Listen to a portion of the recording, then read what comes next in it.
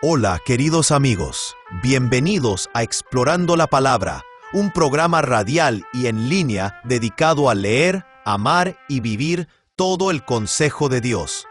Si el Señor lo permite, nuestra intención es avanzar verso por verso, capítulo por capítulo, a través de toda la Biblia. Acompañándonos para continuar este recorrido, está nuestro maestro de la Biblia aquí en Explorando la Palabra, el pastor Paul Carter. Si tiene su Biblia a la mano, me encantaría que la abriera ahora en Primera de Samuel, capítulo 1. Si está usando una Biblia tradicional, de las impresas en papel, simplemente retroceda 2 o 3 páginas hasta el final del libro de Jueces. Para llegar allí, tendrá que pasar por alto el libro de Ruth. Y eso está bien, porque en el ordenamiento original, el libro de Samuel venía inmediatamente después del libro de Jueces. De hecho, la mayoría de los eruditos parecen estar de acuerdo en que Génesis, Éxodo, Levítico, Números, Deuteronomio, Josué, Jueces, Primera y Segunda de Samuel y Primera y Segunda de Reyes deben considerarse como una sola obra. En ocasiones se hace referencia a todos estos libros como la historia deuteronomista. Sin embargo, creo que ese nombre es un poco demasiado limitado, porque los libros históricos, desde Josué hasta Segunda de Reyes, claramente vuelven su mirada hacia todo el Pentateuco, no solamente hacia el libro de Deuteronomio. Pero la teoría básica que se encuentra detrás de ese nombre es acertada. La idea es que, aunque libros como Samuel claramente contaban con material original que sirvió como fuente, como las crónicas de Samuel, Natán y Gad, estos materiales fueron editados y ordenados para formar una presentación final, probablemente durante la época del exilio. Y esa presentación nos está contando una historia continua. Por esta razón, algunos eruditos emplean el nombre la historia primaria para referirse a esta porción de la Biblia. Ahora bien, ¿por qué piensan esto los eruditos? ¿Por qué tienen en mente este proceso? Bueno, no tenemos tiempo para examinar todas las razones. Sin embargo, permítame darle una que resulta bastante convincente. Todos los libros que acabo de mencionar, con la excepción del libro de Génesis, comienzan con la palabra hebrea o el prefijo hebreo vav, que significa y. Esa es una manera extraña de comenzar un libro, a menos que lo que se quiera comunicar sea que cada uno de estos libros, comenzando con Éxodo, sencillamente constituye el siguiente capítulo de la historia que comenzó en Génesis. Hubo un principio, y luego hubo un éxodo. Después hubo un período de adoración y peregrinación por el desierto. Luego se produjo el traspaso del liderazgo de Moisés a Josué. Después vino un tiempo de conquista y de posesión inicial de la tierra. Luego hubo un período de caos, apostasía y tribalismo. Después se produjo una transición hacia la monarquía, y finalmente llegaron la división y la decadencia. Esa es la historia que se relata a lo largo de estos 11 libros, tal como aparecen organizados en nuestras Biblias. Por lo tanto, nos resulta muy útil comprender que el libro de Samuel forma parte de una historia mucho más amplia. Ese es el punto principal que quiero que entienda aquí, y este libro viene de manera lógica después del capítulo que lo precede dentro de esa gran historia. Así que espero que para este momento ya haya encontrado el final del libro de Jueces. Jueces, capítulo 21, versículo 25, dice: En aquellos días no había rey en Israel. Cada uno hacía lo que le parecía correcto ante sus propios ojos. Muy bien. Eso nos prepara perfectamente para lo que estamos a punto de leer. No había rey en Israel. No había restricción alguna. No existía una autoridad centralizada. Había caos, tribalismo, decadencia y apostasía. Entonces, ¿qué necesitamos? Obviamente, necesitamos un rey, y no cualquier clase de rey. Necesitamos al rey correcto. Necesitamos un rey que esté sujeto a la palabra de Dios. Necesitamos un rey que se deleite en adorar y obedecer a Dios. Ese es el escenario que se nos presenta. Y esa es también la razón por la cual siglos más tarde, cuando se organizó el Antiguo Testamento según el ordenamiento griego, se insertó aquí el libro de Ruth. Ruth, cuya historia transcurre durante la época de los jueces, concluye con la genealogía de David, quien sirve como una ilustración y una anticipación de la clase de rey que necesitamos. Anticipa a Jesús. Ahora, en cuanto a la estructura, mencioné en el episodio introductorio que la primera parte de Primera de Samuel abarca desde el capítulo 1 hasta el capítulo 7, y que su tema es el surgimiento de Samuel. Samuel es el personaje de transición, es el último de los jueces y es quien establece a los reyes. Y su historia comienza en el lugar más inesperado. Walter Brueggemann dice lo siguiente: en un movimiento audaz que nos lleva detrás de los grandes hombres, la narración sitúa el origen del futuro de Israel y la fuente de sus grandes líderes en la historia de una mujer afligida y estéril llamada Ana. Ahora bien, por supuesto, si usted ha leído la Biblia completa hasta llegar al final, este movimiento narrativo realmente no le resultará sorprendente. Después de todo, vemos lo mismo en la historia de Jesús. Muchos de los grandes momentos decisivos en la historia de la redención comienzan con una mujer fiel, y probablemente deberíamos detenernos a pensar en eso. Nuestra cultura actual les dice a las mujeres que si quieren cambiar el mundo, deben parecerse más a los hombres, deben salir al mercado laboral y conquistarlo. Allí es donde se encuentra el valor, allí es donde se hace historia, allí es donde se produce el cambio. Pero en la Biblia, el cambio comienza muy a menudo en el hogar. Si yo fuera el diablo, creo que mi principal prioridad en la actualidad sería conseguir que las mujeres del mundo despreciaran la dignidad y la importancia del ámbito doméstico. De esa manera, podría estrangular en el vientre cada nueva obra de avivamiento y de reforma. Pero por supuesto, los propósitos de Dios no pueden ser frustrados. Siempre que Él desea realizar una nueva obra de bendición en el mundo, encuentra a una mujer de fe y hace que ore, y eso es precisamente lo que vemos suceder aquí, en Primera de Samuel, capítulo 1. Escucha ahora la palabra del Señor. Comenzaré leyendo en el versículo 1.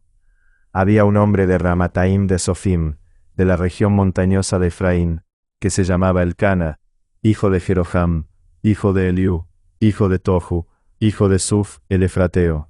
Elcana tenía 2 mujeres, el nombre de una era Ana y el de la otra Penina. Penina tenía hijos, pero Ana no los tenía. Detengámonos aquí por un momento. Según Primera de Crónicas, capítulo 6, versículos 33 y 34, Samuel era levita. Ese pasaje dice: estos son los hombres que servían junto con sus hijos. De los hijos de los coatitas estaba Emán, el cantor, hijo de Joel, hijo de Samuel, hijo de Elcana, hijo de Jeroham, hijo de Eliel, hijo de Toa, de modo que Samuel era un levita perteneciente al linaje de Coat, pero procedía de Efraín.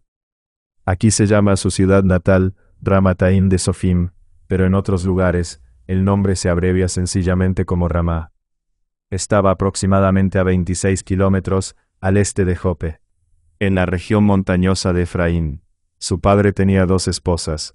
Ahora bien, en ese momento de la historia de Israel, todavía se practicaba la poligamia, aunque nunca se la presenta de manera positiva en la Biblia, y ciertamente tampoco se la presenta de manera positiva aquí. Aquí tenemos rivalidad, malicia y discordia como resultado de esta práctica, lo cual parece ser precisamente lo que suele ocurrir. También tenemos a una mujer estéril, y esa probablemente sea la razón por la cual, en primer lugar, aparecen 2 esposas en esta historia. Si Ana era estéril, entonces es probable que Elcana se casara con Penina para poder tener un heredero. Esto nos hace recordar la historia de Abraham, Sara y Agar, donde encontramos una situación semejante. Ahora bien, en hebreo el nombre del padre de Samuel, Elcana, significa literalmente Dios creó o Dios produjo. De modo que esta es, claramente, una historia de una nueva creación. Así como el Espíritu de Dios se movía sobre la esterilidad de la creación y produjo vida en el principio, así también aquí, una vez más, Dios está haciendo algo nuevo. Él está produciendo algo. De los grandes momentos decisivos en la historia de la redención, involucran a mujeres estériles que ponen su fe en el Dios creador. Aquí encontramos toda clase de conexiones con Génesis, tanto con el relato de la creación como con la historia de Abraham. Versículo 3. Todos los años aquel hombre subía de su ciudad para adorar y ofrecer sacrificio al Señor de los ejércitos en Silo. Allí los dos hijos de Elí, Ofni y Finés, eran sacerdotes del Señor. Ahora, quiero señalar rápidamente que, en este momento de la historia de Israel, no parece que se estuvieran celebrando las 3 fiestas anuales que habían sido ordenadas anteriormente en Éxodo capítulo 23. Más bien, en Samuel tendemos a escuchar solamente acerca de fiestas familiares anuales, como esta y como la que aparece después en Primera de Samuel capítulo 20. Recuerde que Israel se encuentra atravesando un período de decadencia y apostasía. Por lo tanto, hay muchas cosas que deberían estar sucediendo, pero que no están sucediendo. Sin embargo, la familia de Elcana es una familia fiel, y aquí comienza a desarrollarse un contraste entre Elcana, Ana y con el tiempo Samuel, por una parte, y Elí, Ofni y Finés por la otra.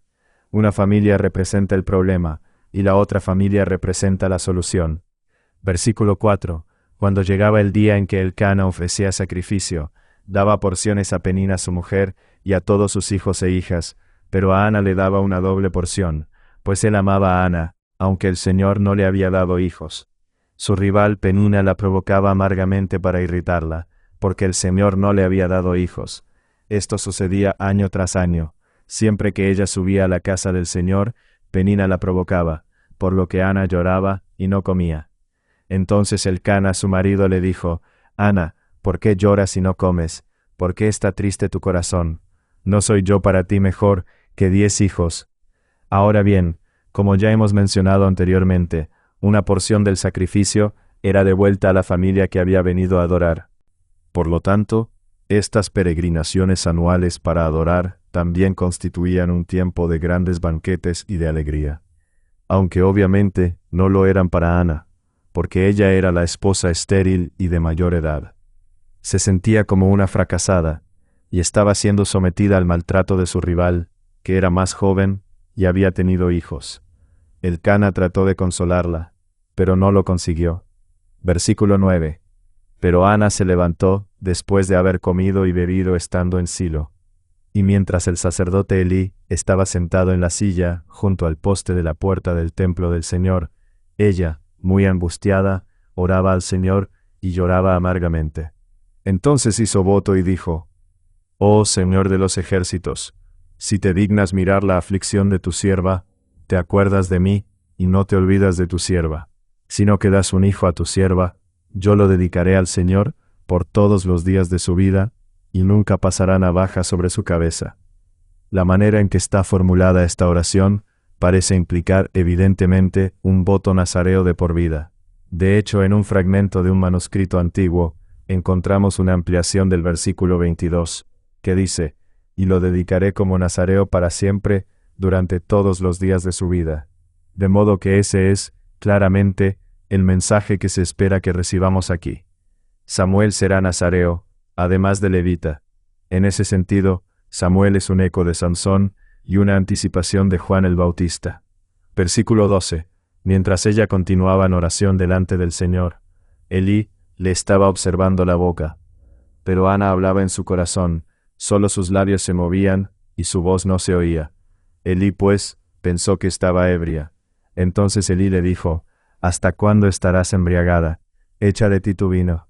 Pero Ana respondió: No, Señor mío, soy una mujer angustiada en espíritu. No he bebido vino ni licor, sino que he derramado mi alma delante del Señor. No tenga a su sierva por mujer indigna. Hasta ahora he estado orando a causa de mi gran congoja y aflicción. Ve en paz, le respondió Elí, y que el Dios de Israel te conceda la petición que le has hecho. Halle su sierva gracia ante sus ojos, le dijo ella. Entonces la mujer se puso en camino, comió, y ya no estaba triste su semblante. Los comentaristas suelen ser bastante severos con Elí en este punto, por haber interpretado equivocadamente las expresiones de angustia de Ana. Estaba Elí tan poco familiarizado con la oración que la confundió con los desvaríos de una persona ebria. Por supuesto, puede haber algo de verdad en esa evaluación. Sin embargo, hay que reconocer que, cuando Ana le explicó lo que estaba haciendo, Elí respondió como debía responder un pastor. Le ofreció consuelo y una bendición, y el rostro de Ana dejó de estar triste. Versículo 19. A la mañana siguiente se levantaron bien temprano, adoraron delante del Señor, y regresaron de nuevo a su casa en Ramá. Y Elcana se llegó a Ana su mujer, y el Señor se acordó de ella. Y a su debido tiempo, después de haber concebido, Ana dio a luz un hijo, y le puso por nombre Samuel, diciendo, porque se lo he pedido al Señor. Así que una vez más, observamos todas estas similitudes entre esta historia y algunas de las otras historias decisivas que encontramos en la Biblia. Esta historia nos recuerda un poco a Abraham y Sara. También nos recuerda un poco el nacimiento de Sansón, hijo de Manoa y de su esposa estéril. Y quizá, por encima de todo, nos recuerda la historia del Nuevo Testamento acerca de Zacarías, Elizabeth y el nacimiento de Juan el Bautista. Encontramos similitudes y puntos de conexión por todas partes. Ahora bien, en cuanto al nombre Samuel, si usted estudió hebreo en el seminario, sabrá que el nombre Samuel realmente significa nombre de Dios, y no pedido a Dios. Sin embargo, probablemente el autor no nos está dando una traducción del nombre, sino que está haciendo un juego de palabras basado en la semejanza de los sonidos. El nombre significa nombre de Dios, pero cuando se pronuncia, suena muy parecido a pedido a Dios. Y ambas ideas encajan muy bien con la historia de la vida de este niño. Versículo 21. Subió el varón Elcana con toda su casa a ofrecer al Señor el sacrificio anual y a pagar su voto. Pero Ana no subió, pues dijo a su marido, no subiré hasta que el niño sea destetado. Entonces lo llevaré para que se presente delante del Señor y se quede allí para siempre. Elcana su marido le dijo, haz lo que mejor te parezca. Quédate hasta que lo hayas destetado, solamente confirme el Señor su palabra. Ana se quedó y crió a su hijo hasta que lo destetó. Después de haberlo destetado, llevó consigo al niño, y lo trajo a la casa del Señor en Silo, aunque el niño era pequeño. También llevó un novillo de 3 años, un efa, 22 litros, de harina, y un odre de vino. Entonces sacrificaron el novillo, y trajeron el niño a Elí. «Oh Señor mío», dijo Ana, «vive su alma, Señor mío. Yo soy la mujer que estuvo aquí junto a usted orando al Señor. Por este niño oraba, y el Señor me ha concedido la petición que le hice. Por lo cual yo también lo he dedicado al Señor. Todos los días de su vida estará dedicado al Señor». Y adoró allí al Señor. Ahora bien, en aquellos tiempos, era posible que un niño no fuera destetado hasta que tuviera 3 o 4 años de edad. En aquellos días no tenían leche de fórmula, ni alimentos infantiles Gerber, de modo que las cosas eran un poco diferentes. Ahora, el versículo 21 dice que Elcana subió para presentar la ofrenda anual y pagar su voto. Sin embargo, después, en el versículo 24, se nos dice que, mucho tiempo más tarde, Ana fue y pagó su voto en relación con la entrega del pequeño Samuel. Por lo tanto, parece que aquí tenemos 2 votos diferentes, lo cual probablemente indica que Elcana también había orado para que Ana tuviera un hijo, y que por consiguiente, el pago de su voto estaba relacionado con aquella oración. La ofrenda de un novillo que presenta Ana es en realidad mayor de lo que exigía la ley, lo cual, evidentemente, tiene la intención de mostrarnos la abundancia de su gratitud. Esto también desarrolla todavía más el contraste entre estas 2 familias. Elcana y Ana son cuidadosos, precisos, generosos y abundantes en su adoración. En cambio, los hijos de Elí son corruptos, engañosos, voraces y mezquinos en su adoración. Por lo tanto, aquello que resulta repugnante para el Señor será reemplazado por aquello que le agrada. Ahora bien, todos esos son detalles, pero los detalles son importantes. Sin embargo, el elemento principal de esta historia es la entrega del joven Samuel a Elí. Y eso es verdaderamente extraordinario. Nos resulta difícil imaginar algo semejante. Sería como entregar a su pequeño hijo de 3 o 4 años a algún pastor anciano que vive en la iglesia del centro de la ciudad, y luego regresar en automóvil a su granja en el campo. ¿Quién haría algo semejante? Pero por supuesto, aquella era una época diferente. Estas eran circunstancias especiales, y este era un niño con un destino particular, como Moisés, como Sansón, como Juan el Bautista, como Jesús. Y las madres de todos aquellos niños experimentaron una profunda angustia en el alma. Recordamos lo que Simeón le dijo a María en el templo, en Lucas capítulo 2. Simeón los bendijo y le dijo a María, su madre: este niño ha sido puesto para la caída y el levantamiento de muchos en Israel, y para ser una señal de contradicción. Y una espada atravesará aún tu propia alma, a fin de que sean revelados los pensamientos de muchos corazones. Tu hijo va a realizar grandes obras, María. Va a cambiar el mundo, pero el sufrimiento que él padecerá también te partirá el corazón. Eso fue cierto para María, la madre de Jesús. Fue cierto para Jocabed, la madre de Moisés, y fue cierto para Ana, la madre de Samuel. Es difícil dar a luz a hijos que van a cambiar el mundo. Ahora bien, en cuanto a Samuel, evidentemente este es el trasfondo de su historia, hablando desde el punto de vista literario, y es un trasfondo sumamente inusual. Es levita y es nazareo. Pero, como veremos, también es profeta, juez, líder militar, y de una manera un tanto sorprendente, sacerdote. Por eso puede ser difícil clasificar a Samuel. En algunos momentos parece como si él fuera todo lo bueno que todavía queda en Israel, reunido y comprimido dentro de una sola persona verdaderamente extraordinaria. Sin embargo, después de Samuel, estas corrientes vuelven a separarse y encuentran otra vez los cauces que les corresponden. Samuel es, en gran medida, un personaje de transición. Tendremos la oportunidad de hablar más acerca de esto en nuestro próximo episodio. Gracias sean dadas a Dios, y gracias a usted por escuchar otro episodio de Explorando la Palabra. Gracias por acompañarnos en este episodio de Explorando la Palabra. Si este estudio ha sido de bendición para ti, considera compartirlo con otros para que más personas puedan profundizar en las Escrituras. Recuerda que el propósito de estudiar la Biblia no es solamente adquirir conocimiento, sino conocer más profundamente a Cristo y vivir de acuerdo con la verdad de su palabra. Nos vemos en el próximo episodio, mientras continuamos explorando la palabra de Dios juntos.